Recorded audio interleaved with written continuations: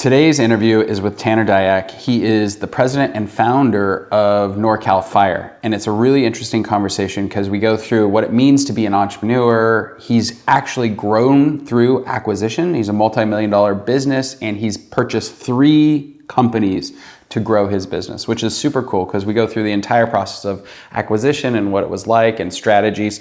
In addition to that, it's a family-owned business, meaning his daughter, the next generation, is actually in the business. And he's a really humble, smart guy. His story's great, and you're going to love this interview.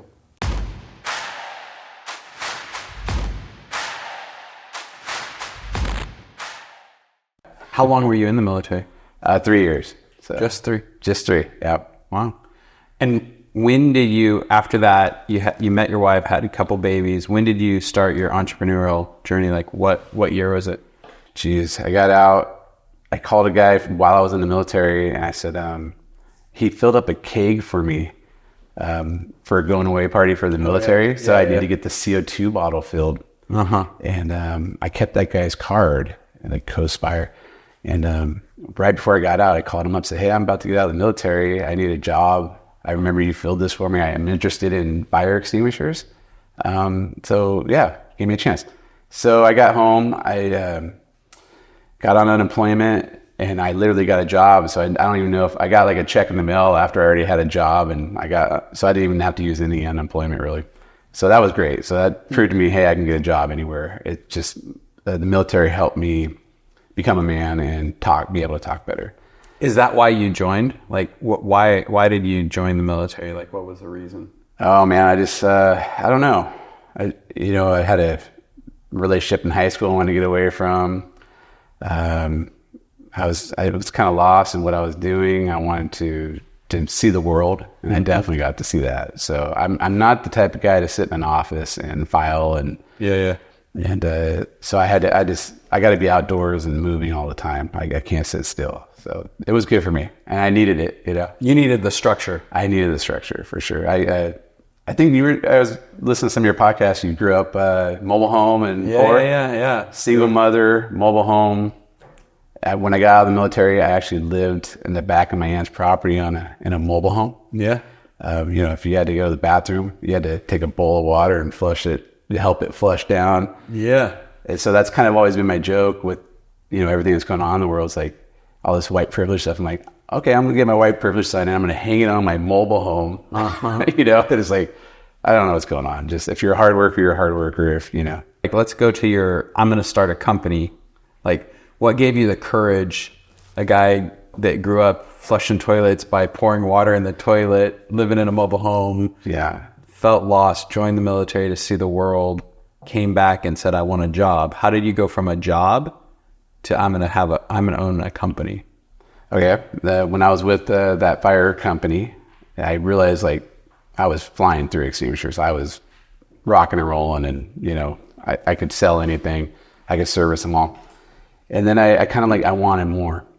And I said, train me on sprinklers, train me on restaurant hood systems. I'll be your guy. And he was just kind of, no, just fire extinguishers. And so he didn't have the motivation that I had. So you saw him and you thought I could do better. Well, at that time I was thinking, I'll get to that part. But what I thought was why does this guy want to grow? I want to make more money. If I add this to his company, I can grow his company, right? Mm-hmm. So then I got into this, my friend of mine, he does the credit card swiping and he's doing great.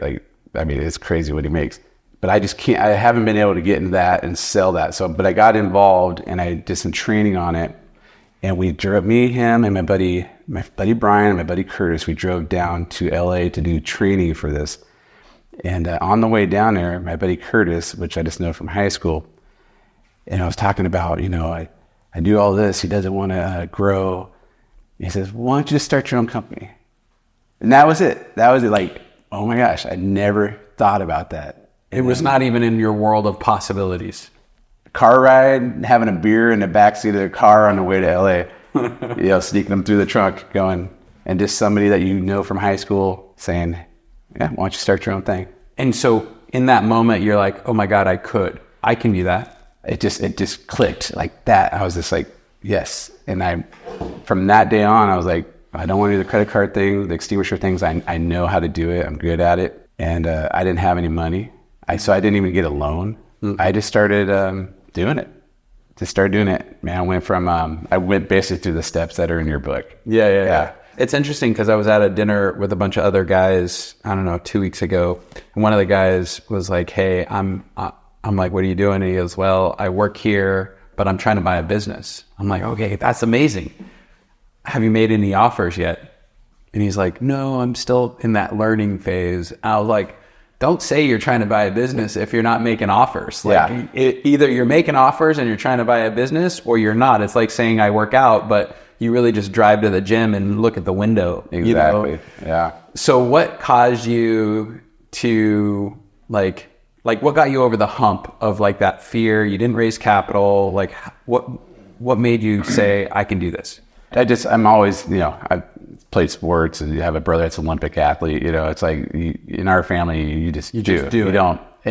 I've always been the type of guy, like, I don't know how to fix something, but you give me a chance to fix it, I'll figure it out. Like I'm not, I never thought I was very good at school, but I'm good at life. Like I can figure out how to make that van work, how to make that boat work, right? I've been doing that my whole life, and my friends are like, you're like MacGyver. I'm like, no, I'm just like, okay, if it doesn't work, you have to start like, okay, with battery, then okay, gas, so it's like, so I just figuring things out as I go. I don't know about you, but I've had like these 4 or 5 times in my career where I feel like I had to risk everything in order to keep going.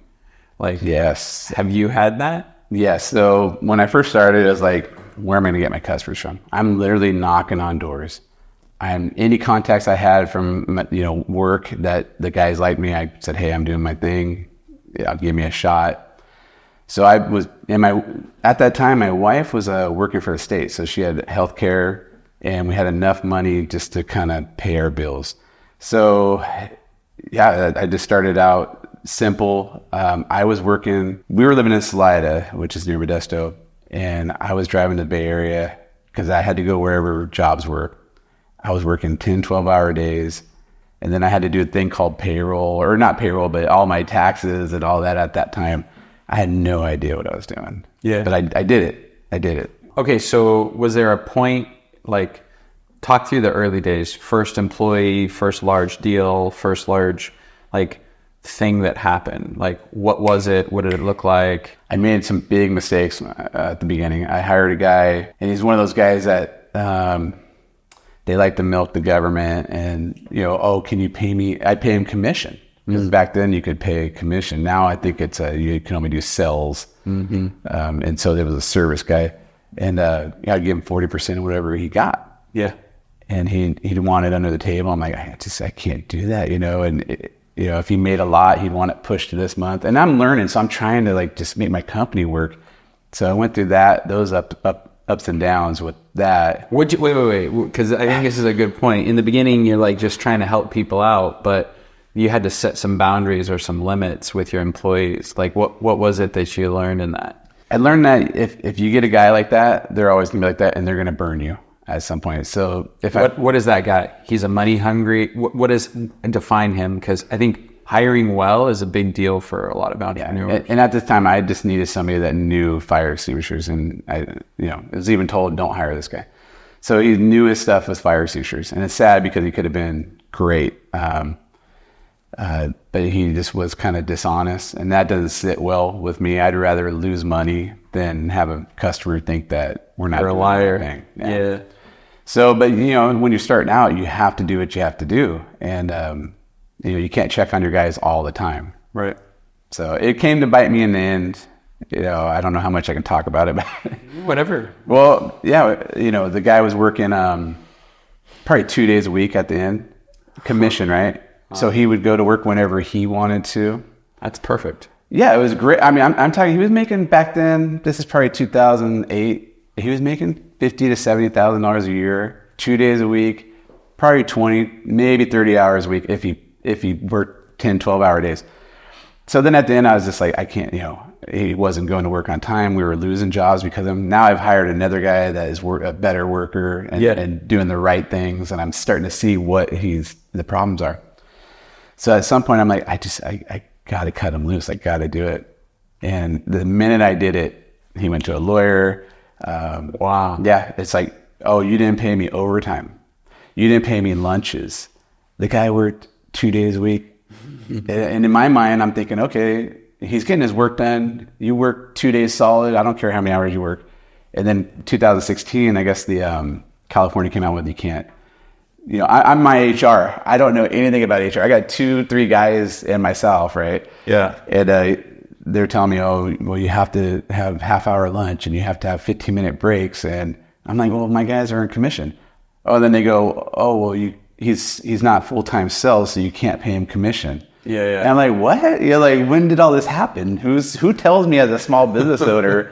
I'm sitting there in my house, in my office, my wife's sleeping, my kids are, you know, I was like, kids wake me up. It's midnight and I'm doing this. So we ended up settling. Yeah. But it was a huge wake up. And I think that's when I turned the page as far as like, all right, I went through this. It's over. It stressed me out. Let me start over and hire better. And then I got to figure a way to get away from this commission thing. Figured out how to pay him a good salary plus bonus. So now I'm under California's legal rules. Yeah, yeah. So then I had to learn that. It's interesting because we're both Californians. A lot of people talk about how bad it is to be an employer in California. Yes. What's been your experience? Like, how have you navigated that? It's awful. It's all for, and you know, there's two sides of it, because if you're an employee, you want the rights. And when you're an employer, you need to grow. And it seems like every time I get a step ahead, Governor Newsom or California just takes it back, and it makes it harder. You know, as far as sick days, you know, when you're starting out, you can't do, I think it was 3 not too long ago. Now you have to give 5 sick days. Yeah. And that's great. But for small businesses, that's really hard to do, you Right. know?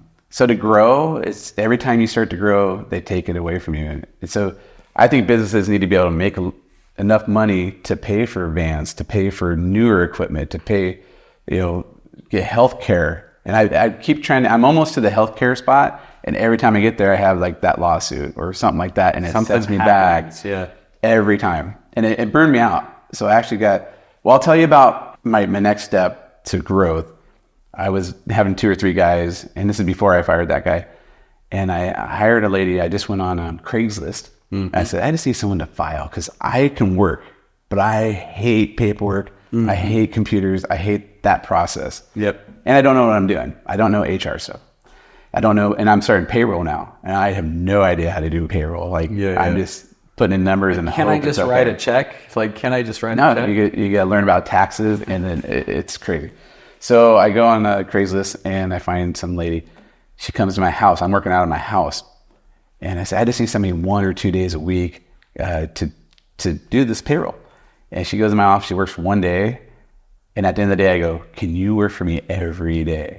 Oh, man. I tell her, me and her talk. She's still with me today, Chris, and she's unbelievable. And now she takes over the whole company. So. What does she do, like... And I think it's important for people to understand your journey. You grew up in a trailer, went to the military, had an aha moment, started a business, started hiring people. Sounds like you have an office manager. And there was like a moment when you're like, oh my God, I didn't know I needed this, but now I know I need this. Yes. What was that like? I wish I had this book, because it's that where you go that, you know, 1 to 2 employees and then 3 to, so I got her. And she's working in my house, you know, and it's just kind of weird. It's weird that I'm out working and somebody's in my house. So then my next step was like, well, I'm going to buy an office. I live on 4 acres. Yeah. And I'm like, I'm going to buy an office trailer. Uh-huh. So I just went to Livermore, bought an office trailer, had some tow truck company do it. I'm literally going down the freeway following this guy, and 2 of the wheels are flying out the freeway. I'm like, oh my gosh. But at least I hired him, so it's on him. Yeah. I'm like, oh, you know. That's crazy. Get it to the house. It's great because I have septic hookups and all that. Power, I get all that going. I'm good with all that stuff. Now I got her in an office. Yeah. So now it's like, okay, it's a real company now. Now she's in a place where that's work and this is my home. So I got that separated. Yeah. And now it's still hard for me to give up power over some things. Mm-hmm. But now I got her scheduling jobs, making phone calls, doing a little more. Mm-hmm. And then, I guess from there, then we start hiring more people. Yeah. And then I'm realizing, like, I don't even need to work anymore. Like, I give up a little bit of how much money the company's bringing in, but I can go away for a week and they're still making money. And that was new to me. I was like, and I'm burned out. I'm burned out. Let's stay with the burned out. Like, now that you've been an entrepreneur, how long has it been? 20 years? Yeah, about in 2006 I started. Yeah. So you're almost 20 years in. Burnout's a real thing for us. Yeah. It's a big deal. Yeah. How do you manage it now?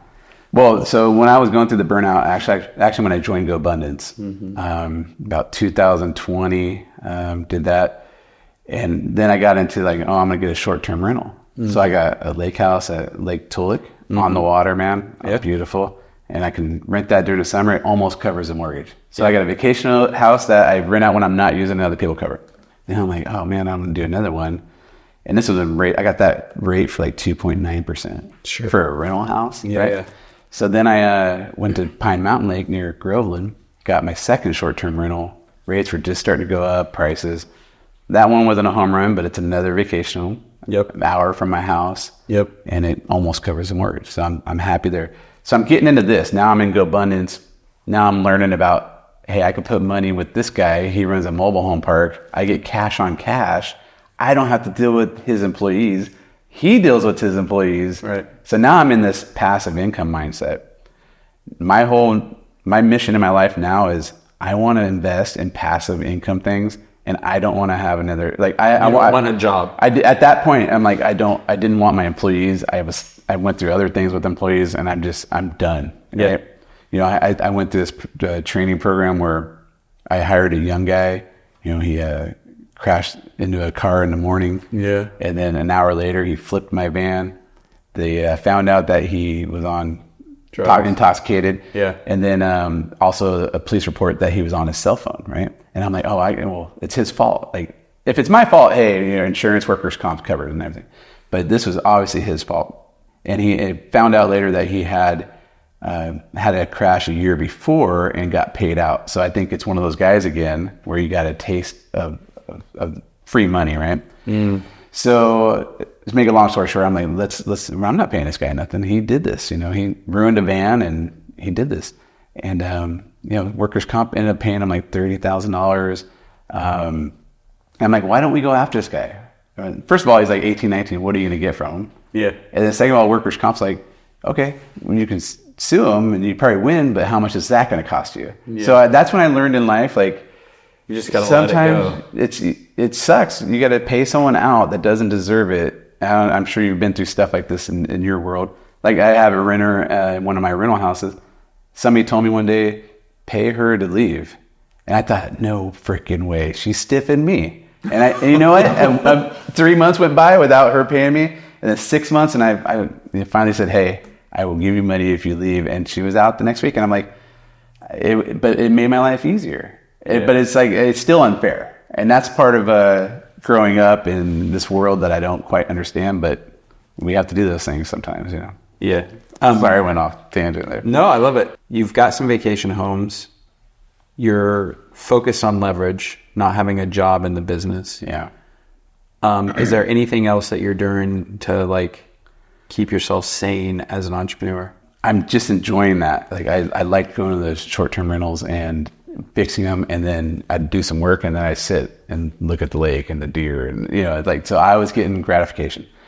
Then I guess, you know, 2022 came along, and it was like, oh, there's nothing to buy anymore.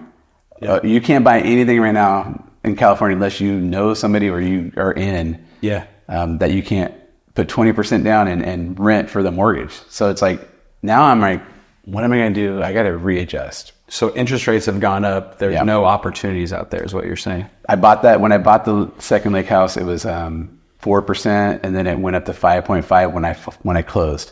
And I was like, oh man, 2 months earlier I would have had it. And then now it's at 8, 9. So I probably squeezed that one in. Yeah. And so after that, it's like a year of like looking, and so then I went to another GoAbundance event, and everybody's talking about the shift. And then I was like, what can I do? And I'm like, you know what? I left my company behind. I left NorCal Fire behind. I'm going to concentrate and put all my efforts into getting this back to where it needs to be. Because I kind of just let it let it run without me, without any direction. It was just kind of running stagnant. So I really said, all right, I'm going to give 1 year and I'm going to freaking pour everything I got into it. This is 23 or 22? This was 22, right? Yeah, somewhere in 22. And so I got that mindset going. And then all of a sudden I started looking around. I'm like, okay, I'm going to make a sales team. I'm going to get new customers that we haven't had, and I'm going to hire more people, get newer vans. And we're going to take this Modesto Turlock series area, because we're still doing some work in the Bay Area, but it's burning some of my guys out, you know? So how do I get new customers in this area? And then just having my mindset, an old timer who's been in the business for 34 years, was selling his company, then he had it fall through. He was asking. So it fell out. It didn't close. It didn't close. So he was frustrated. And that's like, I didn't even know this was going on. If I didn't have the mindset of working on my company, I wouldn't even looked for something like this. And so this is just looking. And how'd you find it though? This is another thing that entrepreneurs struggle with, is like, how do you find opportunity? You listen. So there's a few guys in the industry you call, and sometimes they'll just say, hey, did you know Custom Fire selling? And it's like, no, I didn't know that. And then I'll see you later. And then as I'm walking away, I'm like, Custom Fire, this phone number, hey, how's it going? Yeah, just checking, are you selling your company? And that's what I did. So the guy that told me, he's in the industry. So he's a supplier or a competitor? He's a competitor, but we help each other out and sell things, and they talk about things, So you just had your eyes and ears open. Yes. So I called him up. He was selling it for $300,000. One guy running it, just busy, wanted to retire, and I said, I'll give you $150,000. And so I bought a $300,000 gross company for $150,000. So then I did creative finance. Yeah. So the company made $300,000 a year. Yeah, brought in. That's gross revenue. Yeah. And you paid him $150,000. Yes. Cash. No. So this is where it gets better. And this is things I didn't even know you could do. I didn't even know I could do. So I learned all this stuff the hard way. So I say, well, how about, can I give you 50 now? And then can I give you 50 at the end of the year? And then can I give you like 25 and 25? So for a year and a half, I've been paying for that company with the job revenue that company's brought in. So because of that, the reason I didn't pay them all at once, because now I bought 2 new vans. I got 2 new employees to help handle this load. And the guy worked. Like he knew what he's doing. So you got an expert. He can do 2 people's worth of job, right? 2 persons worth of job. So I hired 2 guys, young guys, and they're out doing those jobs. So it kind of is all evened out in the end. And so I'm hoping should be paid off by the end of the next quarter, and then it's profit from there on. And it's just your money, and you actually paid him with his own money. Paid him with his own money. And he just wanted to stop working. He's just ready to get out, and he was happy. We're a good company. I feel like we're the best in the Valley. So I think he's really happy with the relationship. I still call him and talk to him about certain jobs, but we just took over. Like, any of the mistakes that you ever made, we're just going to fix it, and we're going to admit. And he has. So when I was talking about doing sales, he has companies that for 30 years, they're loyal. Yeah. And they just want somebody to come in that they know is going to come. They don't want to deal with. They want trust. So for him to say, I sold it to Tanner in NorCal Fire, he's going to be coming in, and it just didn't lose anything. Like maybe we lost like 1% of our accounts, So that was great. That was better than any sales program I could have put together. So that's that mindset of acquisitions. I never even thought about acquisitions, So then I'll get to this last one. That was the end of 2022. So we're now getting into our first year of repeating it, and now it's easier. And now my guys are working on those jobs, and they know us now. Yeah. So it's getting better. Plus, he only did fire extinguishers. We do restaurant hood systems and exit lights and sprinklers. So anything you add on, that's an add-on, right? If you just get 1 out of 10, that's an extra revenue stream. So that's been great too. What do you think? It's 2024 now. So that company, if you peel it off your other companies, like what do you think the revenue is going to be after hiring 2 people, adding products to the mix, and helping a guy retire? Yeah, I don't know about, with the 2 guys and the vans and all the equipment, but I know, we paid $150 for it. It generated the first year about $350,000. Jeez. And so I think we're going to be at around $400 to $450 with the add-ons this year. So, more than enough to pay for the company, pay for 2 new employees, pay for 2 new vehicles. Yeah. And like I said, once it's finalized, it should be mostly profit from now on. So I'm super stoked about that. Yeah. Now, I think you told me that you had another one. Did that one work as well as this one? Yeah. So, okay. Yeah. Yeah. So it's amazing. Like you put your mind to things. Like I was happens. totally into passive income, and now my mindset's on make my company great. And it just this stuff happens. Like so, Donald Trump, make my company great again. Make my company great again. Yes. And I'm trying to figure out, I don't quite remember how I heard about this one for sale. Oh, yeah. We had a company meeting. And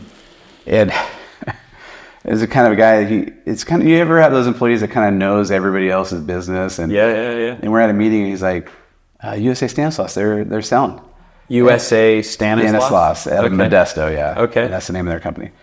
And I'm just like, oh yeah, we know about that. This company has been losing jobs. We've been getting a lot of phone calls. So something was happening in their organization. Like turnover. They were losing, they were just losing customers left and right. And this is like a 30-year-old business too, right in the middle of Modesto. So we're like, what's going on? We don't really know them. So I ended up calling the guy again from just somebody saying it random. Yeah. I said, hey, are you thinking about selling? He's like, yeah. And he inherited from his father. His father passed away and had a business partner. And he just wasn't in love with it. Like he didn't like it. He worked to pay the bills, but he was just keeping the lights on enough to have, pay his mortgage. But he wasn't getting anywhere. He just wasn't, you could tell he wasn't in love with it. The guy wants to be a pilot, But he inherited this. It was a job. It was handed to him. We talked and we have a good relationship. And I ended up buying that for $90,000. And what was the revenue? So I got this in October. Okay. So October of 23. Yes. So it's pretty fresh. So we're just getting into the meats and potatoes, right? So, but from what I can see, it's gonna gross about $300,000. Yeah. So and the $90,000 brought in a $20,000 van. With fully loaded with all the all the service stuff. Equipment. Yep. So really I'm in it like, 60, 70 grand for a company, that generates $300,000. So this one I'm just like, oh my gosh, I can't believe this is happening. And on top of that, when we got all the accounts, we started realizing these fell through the cracks 4 years ago, in that transition between his dad and him. So I said, do you have any old paperwork? So I got all this old paperwork. I'm calling on things that are 5, 7 years old. And if we get 1 out of 10 of those, that's extra. Yeah. So you're calling all of his old customers because we have a contact. Yeah. Yeah. Like they just got missed. COVID happened. Right. You're calling all these like, why didn't this get done? So, and there's still a lot more, but now we have the phone number too. So if they ever the fire marshal comes, says you need service, they're going to call his phone number. It's going to come to us. So that's another thing too. You still have their contact information that people are going to reach out. So that one's great. I'm curious because there's a huge population, like a quarter of the world now wants to be an entrepreneur. It's wild. Yeah. I mean, I'm like, are you sure? It's crazy, right? Yeah. If you want to lose sleep, work hard. But my curiosity is like, what's the move to get these owners to sell to you? Because I'm sure you're not the only one making offers. I'm sure you're not the only one sniffing around. They all have employees probably that they could sell it to the employees. But what's your approach with the owner? How do you make all that work? Yeah, the first thing is finding out that you have to it's luck. Because the odds of 2 guys retiring in my backyard, there's not a lot of small mom and pop companies. Now there's kind of bigger corporations, like we're bigger now. And there's another guy that's in that area, and I'm like, why didn't they buy him? Like, it's right next door to them, but maybe they just didn't know. And like if they weren't listening, if that guy didn't say, hey, I heard they're selling, I wouldn't have called them and I would have never known. So the step one is just be out there, want it. have that intention, be talking to people. Yes, you got to be in the market to buy, right? I want to acquire. I want to expand my territory. So that just all the timing of that worked out great. And then I think I'm an honest guy. Like I hate dishonest people. I hate a liar and a thief. Yeah. Right. Yeah. So I tell my guys like, don't even take a Sharpie, even if it says for free. Like, you can use it and put it back in the box, but it comes back to haunt you. Yeah. So like the custom fire guy, Bud, was the owner, and we had a great relationship. He's just happy. He had his whole garage. He worked out of his home. Yeah. And his garage was full of about 10,000 fire extinguishers. And when you're in my business, it's hard to get rid of old fire extinguishers. I have some connections where I get rid of them, but so I brought over my whole team of guys, and pulled them all out. We pulled them out. I said, "I'll clean your garage out for you." Just to make him feel like, I want this, man. I want to make this work. And what do I need to do? So we did that. And prior to the deal or after the deal? After the deal, but I told him when I went through his inventory, it's like I took the things that were important now, and I said, I will get that for you. I didn't have to do that, but I was like, I'll clean this up for you. And then I did the same for USA Stanislaus, because he had a big warehouse. Yeah. Same thing. I took his refrigerator, it's all got mold in there. I'm like, it's still sitting in my yard. I got to do a dump run, but that goes a long way with your relationship. Now I can call that guy anytime and say, hey, this job we did, Gallo Farms, or, can you tell me about it? And he'll be like, yeah. So I want to keep that relationship going. It helps with the customers. It's just building a trust, a rapport, and let them know that you're the real deal, and you're not after anything except for expanding your company. Let them know the truth. Like, hey, I want to expand. I want this. So it worked out great for me. Yeah, and you're not hiding any agenda with him. You're just being honest and upfront. Step one, get out there, look for it. Step two, be honest, trustworthy with the person. Step three, look for ways to add value to them. Take away their trash, whatever you can. How about the price negotiation? Because in both scenarios, you're stealing. I'm not saying you're stealing these companies, but you're getting great deals. Well, how do you steal it and then you're both happy? Because usually when you steal something like that, somebody's upset. Somebody's gonna be upset. Yeah. So, but you're getting fantastic deals. So how are you handling the price negotiation? The one with Custom Fire with Bud, he had it sold, and then with a broker. So the $300,000, you're probably, however much the broker makes, and I kind of threw out would you be happy with 150? And I was ready to go to like 250. He doesn't know that, but I wanted it. Bud, don't watch this. Yeah, Bud, don't watch this video. He probably knows. He was at the time in his life where it's like, I'm frustrated. If he doesn't he was working and he was ready to get out. And the rapport we had was like trustworthy, and I think he was happy. And that's great. That's exactly what I wanted. I couldn't ask for anything better. So I just threw out, hey, 150, and he said, well, I'm asking 300, but you're a good guy. All right, I think I'll do it. And then that was before I even brought up the payment plan, because you never know until you try. Yeah. And so I'm like, well, I can go get a loan and pay you all off now, but could I do maybe 50 now and then the rest? And you got to trust somebody to do that, and you got a contract. But at this point, he's given up his paperwork. I'm really just buying a stack of paperwork and contacts. Yeah.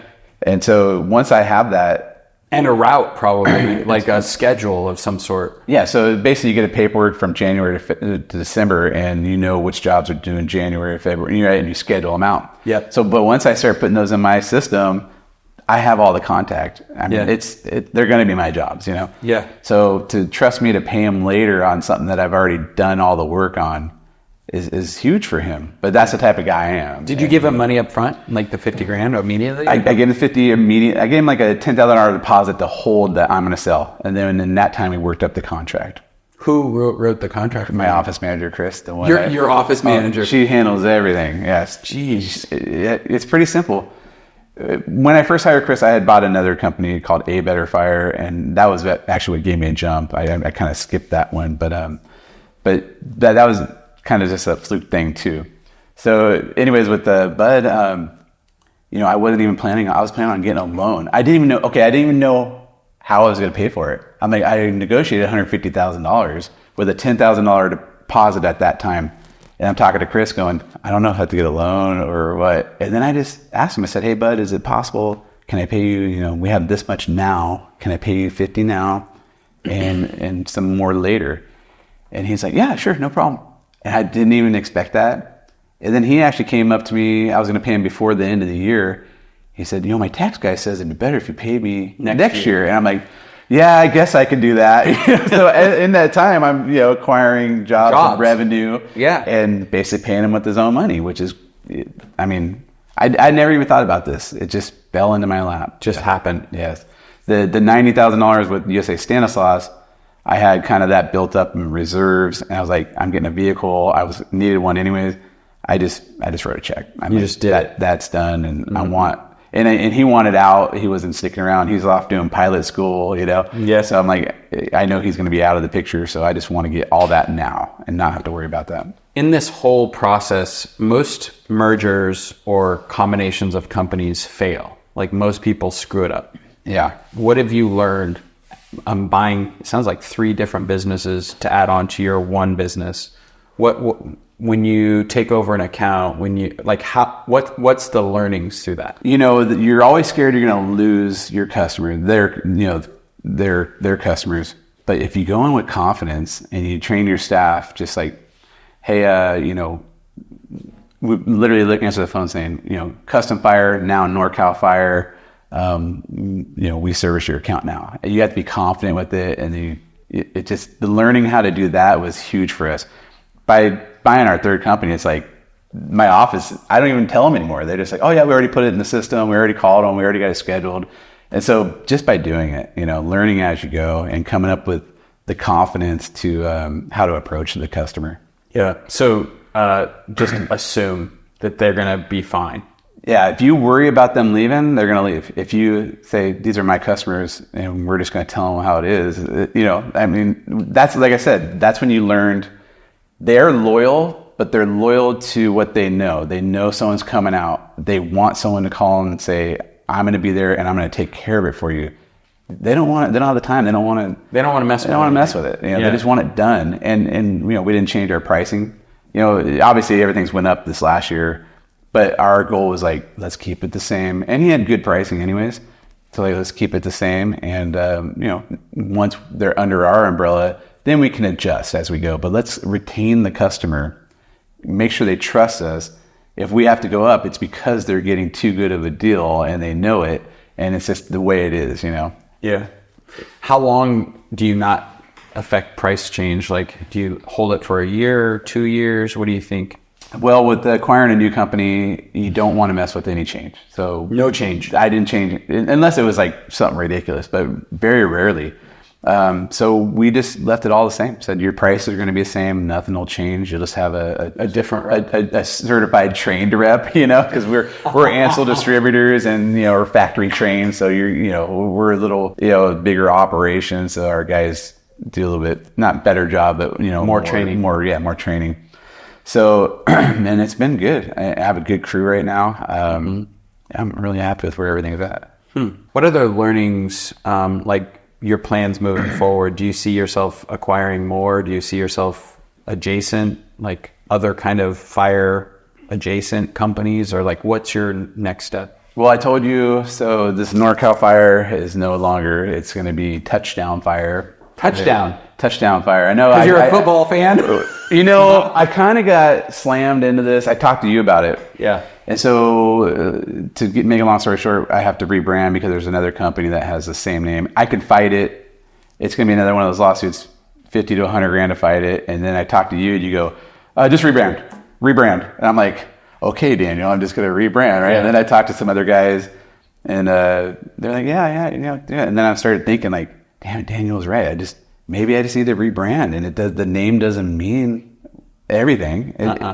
But it's, I've had this talk. Actually, I did a Go Abundance thing with Matt King and them yesterday in Sacramento, and was talking about how I was so attached to NorCal Fire, and it was my baby that didn't let me really grow away from it. So now I'm in this mindset like it was just a name. I created it. I'm proud of myself, but now I need to move on. I wanted to leave a legacy, but you know what? The legacy, I can't count on my kids to take it. Maybe they want to do a different path, you know? Yeah. So it's there for them if they want it, but now I'm not so attached to it. Well, plus you start as NorCal Fire, then you bought this company, then you bought this company, then you bought this company. My guess is you're going to buy more companies. I'm trying, yeah. And to have that unified brand, I don't know. I'm a big fan of change, moving things forward. Yeah, and I think I was stuck in not changing as much, but when I put my mindset to improve my company, like I said, I didn't even think about acquiring. I just thought about sales, creating a sales team, and then just doing the process. 2 companies fell in my lap. Like, I couldn't believe it. So, I came up with Touchdown Fire because it was football season. The Niners were getting well. Actually, me and Chris in the office were like, come up with a name. Like, I'm a veteran, Army veteran. I'm like, I'll be Veteran Fire. Well, there's 10 Veteran Fires. Yeah. I'll be Best Fire. There's 10 Best Fires. I'll be A1. I really like the True Defense Fire. Yeah. And there was like 2 True Defense Fires or Defense Fire. So it was like, and now I'm in this mindset like, oh man, I had this thing with NorCal Fire. It was so close. I want to stand alone. And actually, Touchdown, everybody knows. I mean, you're not going to forget it. Yeah. Because I think one of the things I talked about was, am I going to do Diac Fire? Yeah. And a lot of people said, don't use your last name. Yeah. Certain companies, they probably would have been okay, but Diac's hard to, you asked me at the beginning, how do I pronounce your name? Yeah. So do I want my customers doing that? No. But you're going to remember Touchdown. I just typed it out a few times, Touchdown Fire. And then I'm thinking, maybe I want to come up with a product and brand it. Yeah. Now I can go anywhere, and New York's going to know Touchdown Fire, but they're not going to care about NorCal, right? So NorCal is a big name. Like, you see NorCal, everybody in California knows it. But you go to other states, they don't care. They don't care. They think, yeah. Who knows what they think about California now? What'd you learn in that process? Because I think it's you're moving. So only 4% of businesses ever cross $1 million in revenue. That means 96% are below $1 million in revenue. You start crossing $1 million, and what happens is you have to think about trademarks, name, expansion. Yes. Like, what did you learn in that? Just like in your book, man. So when you get over that 1.2 million, you get your strategies in place. You start branding. I really went big. I have thousands of shirts and hats and logos. I just started I love it. I'm going to brand it. I'm going to stick it on everything. And then this happens, right? Right. So I'm still in the middle of this. But now I have to go back to the drawing board, and totally rebrand and get my mindset to let everybody know, like, this is the direction we're going. Whether you like it or not, just forget about it and let's move on, Sure. It's interesting because I didn't have our own business trademarked, like our logo, our name. And what happened for us was somebody would right click and copy our entire website and then put their name on the URL. Oh, wow. Yeah. And so for me, what I've learned in this process, and maybe you will too, trademark your name, get an image mark for your logo, make sure it's national, so you can go anywhere in the world basically and use your trademark. And when I was new in business, I didn't think about that. I was like, I'm just trying to make money and survive, That's what happened to me. So I'm at that point where you're at the $1.2 million mark, and I'm like, I didn't even think about it because there's 10 NorCal Fire Protection, NorCal Fire District, NorCal Fire. So it never dawned on me. So now that this has happened, though, I've been telling a lot of the GoBundance guys, like, you guys trademark. You have to trademark. And I got literally guys on our Saturday morning call going, I just put it in. I didn't even know this. Another guy's like, oh, I might have an issue, And it's like, I wish somebody would have told me that before I got to that level, because then I could have adjusted at that time.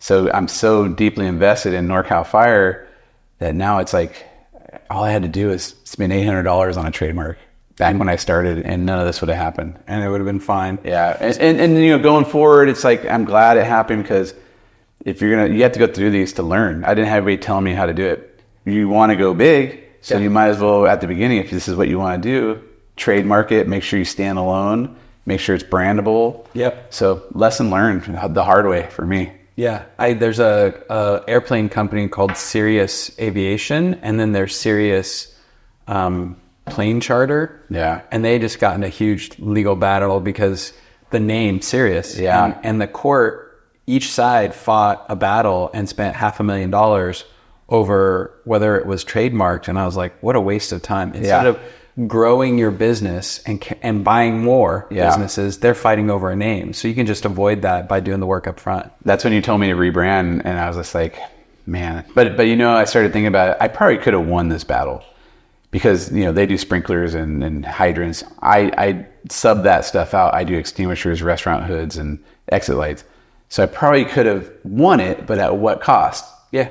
And so the rebranding is probably half or a quarter of the cost, and I get to stand alone. I don't have to worry about it anymore. So I made that decision, and I'm sticking by it. I remember when you were considering it, and I just called you. I was like, "Yeah, just rebrand. I gotta go." Yeah. I know you, and you left me in that state of like, I was saying, what a dick, you know.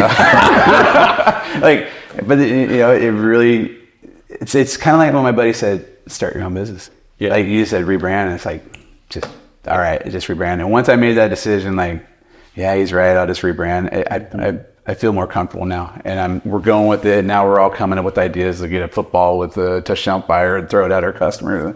So, you know, we can play with it now and have fun with it. A football on fire. A football on fire, you know? Yeah. Why not? Real fire. Okay, so I know your daughter's actually working in the business with you too. Yeah. I'm curious about what that's been like, because I think a lot of people want to own a business so they can pass legacy on to their children. Yeah. What's that been like? Well, you were at the campsite when we had I that. met her. You know, we've had she's 19 now, and she had a rough 15 to 19. You know, got involved in some things she shouldn't have, and I'm a father, and my thing is at that time was like, I'm gonna get you to 18 years old.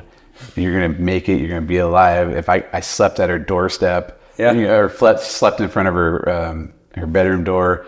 I took her to our family has a cabin up in the Barrier, so I took her there to detox for a week, and you know, that's when she said, you know, I thought she said I'm killing her, and then, you know, at that campground, that's when she opened up and said, I'm glad my dad did that. Sorry, I'm gonna tear up again. So anyways, it's good to see later on the things that you did. You don't know. It's, you know, my first daughter, and at the time you don't know what you're doing. All I knew is I had to protect my child. And then we had a rocky relationship. After that, she was, you know, 18 at the time, so she moves in with her mother, and well, I think she was 16 or 17 at the time actually, and so our relationship just got a little bit rocky. And then I was always there for her and do anything. And then she was, you know, when she turned 18, she started working at like Tilly's and then Popeyes.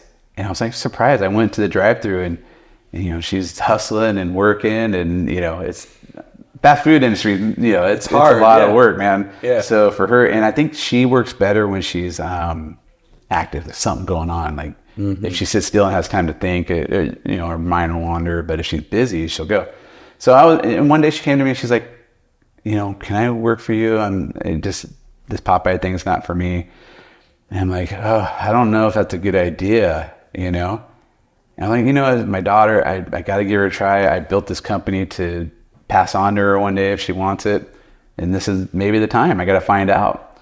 And we got her in there and we started a whole, you know, with these new acquisitions, we need to schedule. Yeah. The funny thing is Chris was doing it, and then I had hired another gal that did my receivables. She's a rock star, Kaylin. And she was a big growth in our company. So now I got 2 girls in office, and then my daughter comes on board and we're like, well, what are we going to have her do? You know, I'm just kind of hiring her to hire her and see what she can do. And now she does all the scheduling. So we got all these new accounts and new employees, and they all report to her like, where am I going tomorrow? What am I doing? You know, so she's calling customers and I'm listening in. She's doing great. That's amazing. So now we're trying to think, okay, now you got this down. What else can we do for you? So I'm excited to see where she goes in the company and what she can do. It's up to her. It's there for her, you know. What was it like being a dad and watching your kiddo struggle? Terrible. Worst thing in my life, you know. And we were going through divorce at the time, and she got in with the wrong guy, and just, you know, when you're 16, 15, you're in love and you listen to your boyfriend before your dad, that's never good, you know? And then you start experimenting with things, probably things I'll never know about, you know? And I've never been an addictive personality. So, you know, I'll have a drink, but I don't do any drugs. And so I don't really understand that. You know, we sent her to rehab and, you know, I did that detox and it's like, the rehab thing, you think, oh, they're going to go and come out great. No, they go there and they learn how to do things from all the other people guys in there. Yeah. Oh, I didn't know you can roll this up and do, you know, like, oh, hide it in your butt. Yeah, I don't know. You know, like, what do they, you learn all this bad stuff. And I don't know what happened where I think actually, ironically, when I finally said, you're 18 now, if you go rock bottom and something happens, I did everything I could. And that actually helped because now, you know, it's funner to hide things from your parents. It's more mysterious. It's the Romeo and Juliet thing where somebody's telling you don't do this. Yeah. And then you do it. Now you got to kind of grow up and it's like you've lived that lifestyle for 2-3 years. And I think something clicked where she's finally like, man, what am I doing? Is it worth it? You know? Yeah. And our relationship's been really good. Like, you know, I'm seeing her at events, family events where she wouldn't go before because she's embarrassed to go see family in that state. And I don't blame her. But now she's going to the Super Bowl parties. We go to football games. We go to the lake together. Yeah. So I'm real happy with where we're at right now. And you know, I think that relationship that she had with the guy, I think that is ending. And you know, I've been trying to stay away from that because, you know, it's up to her. But to see her go through that progression, and if she sticks to that, or she works on it, whatever she does, she's doing it on her own. You know, so that's her decision to make. What happened with the business during that time? Because one of the harder things about being an entrepreneur is you have to kind of compartmentalize your life sometimes. You got your relationship with your spouse, you got your kids, you got your friends and your own world. Yeah. Forget about health and taking care of yourself, right? And then you have this business. So navigating all those things, what was that like? The great thing is Chris. When I hired Chris after being in my house for one day, I'm like, I don't need you every day. She stepped in and I'm like, I got to take care of my daughter. I need to take her here for a week. And she just ran the company. And then that's when I started getting to that point where it's like, all right, trust in people, let them know what they're doing. If there's a problem, you can still call me, I'll figure it out. But I had enough trust in her and enough time that she's been there to run the company. So you hired well. You trust the people. And how do you think what's your retention strategy with Chris? I mean, it sounds like you got a couple people in your world that are really important to the business move forward plan. Yeah. So Chris is like the mom. Yeah. I mean, the guys come to her and she's like, so you rarely get these employees where they come in early or come in on time. And then, you know, we get off at 4:30. She's there till 5:30, 6. The guys come in and like give her their tax stuff. Like, can you help me with my insurance? And like she's doing it. And she's just taking care of everybody. So now these guys trust her, right? Yep. And then we hired, like I said, our big problem was receivables. And that was where, like, man, we would have $200,000 out for 6 months. And it's like, we need that money. You know, we got to pay our guys. And so we hired this girl, Kaylin. And she's incredible. Just like, I can go to her right now and I'll say, you know, what's going on? And she'll start going like, oh, this guy owes this money. I called him yesterday and they're going to pay next week. And oh, this one's ACH and this one's going to do a credit card tomorrow. And so she'll do that for 200-300 accounts. And I'm like, okay, you got it. You know, but I like that she's involved like that and she knows our customer base better than I do now. Yeah. Because now we have, you know, thousands of customers and it's like, I don't know what's really going on. You know, I just know the ins and outs of what the employees are doing and how everything's running. So, and then we put in a computer program where all the guys have iPads and now their reports are all on there and they do it in their, you know, the customer signs that, they're done. Where before it was all paper. Yeah. So that helped out a lot. And that's in here, you know, like you needed strategies and yeah. That's cool, man. Well, is there anything that I haven't asked you that you think is important? And think about like our audience or other entrepreneurs who, like you, have an aha moment and want to grow. What else should we be talking about? You know, I was worried when you hire some of these guys, everybody in our group talks about hire well and keep your top employees. I was always worried about some guys in my company going off and on their own and taking my customers. And now with the way California is, I'm like, go ahead. Go ahead. You go ahead and do it. And then when you get, if you survive it, in this book, you're like, once you get to this point, you made it, but that first 5-10 years of starting, go ahead and do that and tell me how it works out. So and now I just don't worry about that stuff anymore. So I'd say you have to put trust into your people. You have to hire well, and you have to pay well, and know your customers, know your customer base, and where you can add on and grow your company. So I'm in that right now. Like, how can I grow? So if I have this guy making a little bit of commission from this guy, and then this guy, goes out and does more sales because he makes more money. So that's kind of where I'm at now, trying to creative ways. Like, how can I retain this guy, make him happy so he won't want to leave for $2 more an hour. Right. And then how now I'm worried about, like, now how do I keep the guys below him that I like? How do I bring them up? Yeah. So I'm in that battle now. Like, right. How do you keep a good young guy that is working hard, that works under him? How do I promote them and create the next round of employees? So that I'm going to have to learn as I go, but I'm researching that more as I've grown up. So I love it, dude. Yeah. All right, man. Well, thanks for being here. This has been fun. Yeah, man. It was good to see you.